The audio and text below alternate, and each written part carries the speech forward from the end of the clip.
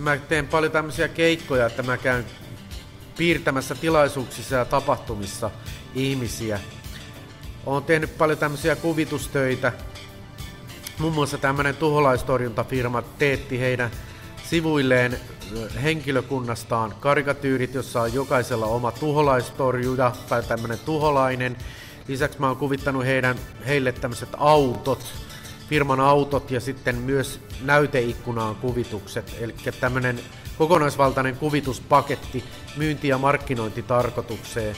Tämä firma haluaa erottua hauskalla ja positiivisella humoristisella tavalla, niin se kyllä huomataan.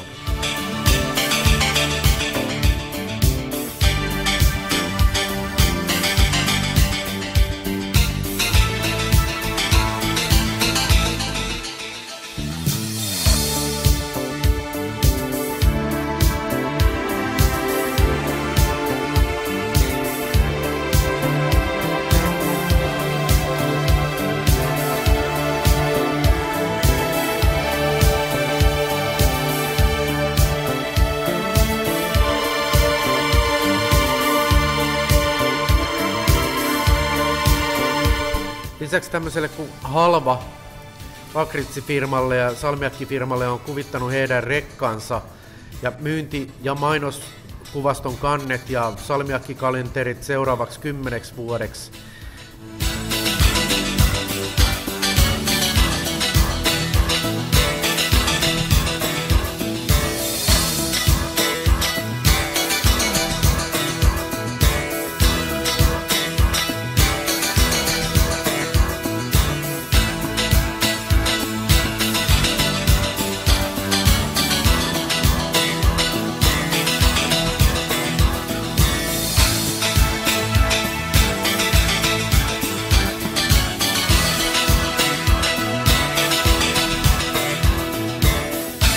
Sitten vaan yhteyttä ottaan, jos haluat karikatyyrejä tai kuvituksia ja haluat tuoda vaikka firmaas positiivisella tavalla esiin.